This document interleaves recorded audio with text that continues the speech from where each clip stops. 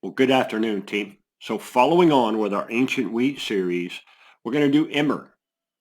Now, remember, Emmer is the second oldest grain as far as a wheat goes. Now, also remember that it's the oldest domesticated. So things like durum and the other forms of wheats followed on out of a strain of Emmer. So let's get to the bench and we'll break it down. We'll go through its history, what it does for malting, what it does for roasting, and what some of the flavor compounds are. So let's get busy. Emmer is a wild native grain that grows wild in the Fertile Crescent Middle East areas. It grows in the woodlands and the hills of what's modern day Israel and Iran. It's one of the first cereals to be domesticated. So, it's not the oldest, but it's the second oldest grain on record, the first to be domesticated in the old world. It was cultivated around 9700 BC, particularly, in southern Mesopotamia area. It was cultivated probably the longest, and it began to decline in the early Bronze Age, about 3000 BC, where barley started to become the more standard crop. It does have a special place in ancient Egypt, where it was the main wheat cultivated real heavily during the Third Dynasty. It's also one of the first grains used as currency and daily pay for the pharaoh working class. Large quantities of this grain were found preserved in the subterranean chambers at the Step Pyramid. So that kind of gives you a date. The Step Pyramid being one of the first pyramids built, that shows you how far back this grain goes in their daily lives. What does that do for us, though? What is the flavor like of this grain? Well, it has like all other wheats, it has a sweet, nutty flavor with hints of hay or a grassy note. It's kind of unique. You get that grassy note more in Emmer than any of the other. It also has a slight raisin. I'll say that you can pick up like a clove and a cinnamon spice smell to Emmer as soon as you get it wet and you start to malt it. After malting, those grassy notes and that sweet nutty flavor really jump forward. The other thing that's noted with Emmer, though, after malting that's not there before, is a real tart, earthy flavor, and the clove spice gets a little more prominent. You can pick up clove and anise at that point. The cinnamon's there; it's real subdued, but you can pick up some anise and a little clove. It's kind of a funny grain because you're able to get all of these different flavors out of something that most people, when they think of wheat, they don't think of these kind of flavors. We think wheat and we think bread. Well, these ancient grains, again, I've said it many times, they're packed with flavor. Let's get to malting, and we'll go through and look at how this is malted, how it grows, and just what it looks like as it's going through that germination process. Next on the list is Emmer. One thing to note with Emmer is it's going to cloud up.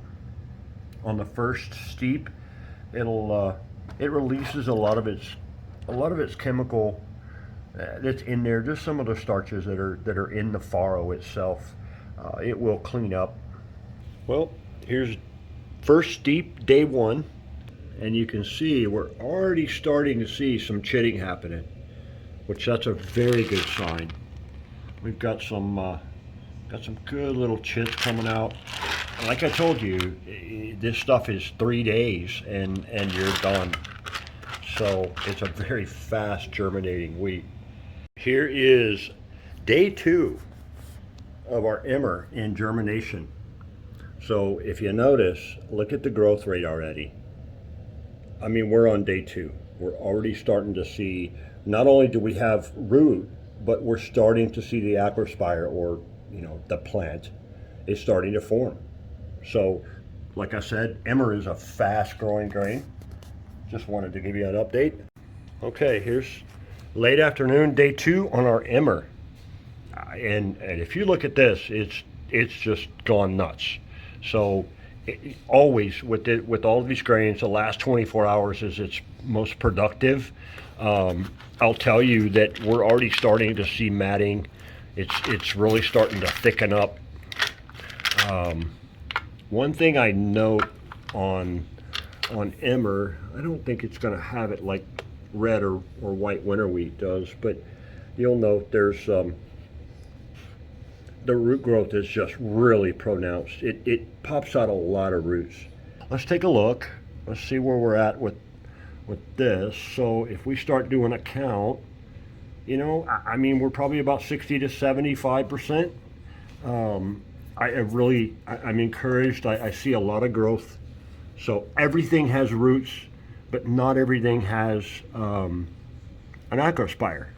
So with everything I count having roots, that tells me that it's all gonna convert. And, you know, it'll all grow. It's just some will take a little longer than others. Like I said, Emmer is a super fast grower. For somebody that wants to malt wheat at home for the first time and just give it a try, if you can find Emmer, or you can find, you know, just pick up some red spring specifically or white spring wheat, those are the fastest growers of the batch. The winter wheats are a little bit slower only because of their climate and, you know, what they've been bred to do. But for the most part, man, if you can find you some Emmer and you want to try malting, this is the perfect grain for you. So what you're looking at is a final stage of Emmer. And you'll notice that Emmer's like any of the red or white spring wheats. The roots have what's called fronding. See the little hairs on the roots? Emmer is one of those that's such a fast grower, and it cakes. You've heard me talk several times about moss. Look at the way that just cakes up. This wheat was meant to grow in arid environments, wet environments, hot, cold environments that changed constantly. And it was made to proliferate really, really fast. So that's why we see what we're seeing. So what I'm going to end up doing with this, let me show you. I'm going to fold this over. This is just fun to look at. Look at that right there. So what we're going to do with this is we're going to go ahead and get it in the kiln. It's done. It's ready to start kilning. I just thought you'd like to see the way this stuff bulks up, and then, you know, the fronding of the roots. That's really interesting. I think that's one of the keys to Emmer and all of the successors that went down the Durham and what became hard red and hard white series. That's the key to them. They all do that fronding.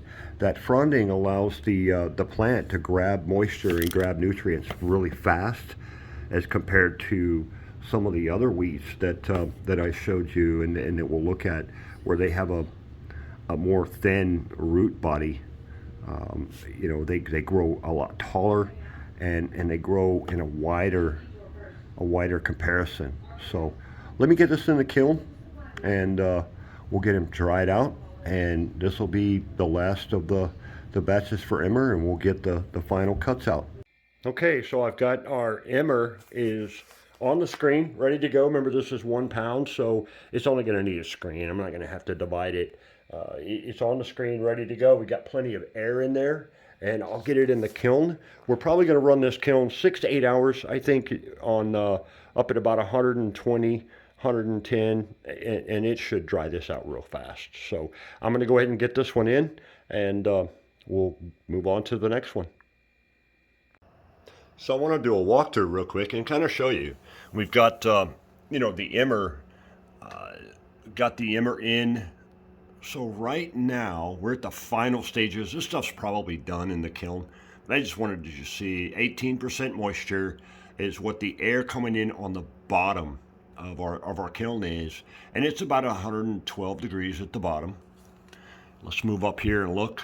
You can see we're at 104 on the top, and running about 22% moisture content. So that tells us that the air coming across those grains is still pulling out moisture. I'm going to go in and we'll take a real quick look at them and feel them and see how dry they are. I think they're pretty much done, but we're going to go from there. So let's take a look in the kiln and let's see. Let's pull out one of our beds of Emmer, and we'll note that, you know, they feel dry to the touch. And the way you're going to know is when you pick a batch up in your hand And if you squeeze it, you'll literally feel the grain sucking the moisture off of your hand. You know, your hands are always going to be moist. We're not always dry. And so you'll feel it. It'll feel like touching a dry concrete or a gypsum board.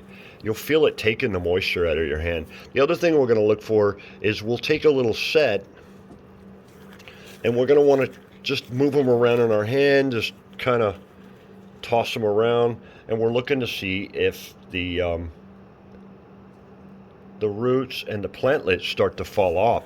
If they feel kind of moist and they don't, they don't come off, it doesn't come off very easy, you want to leave it in for a little longer. So, I mean, the way this feels right here, I think this will winnow very well.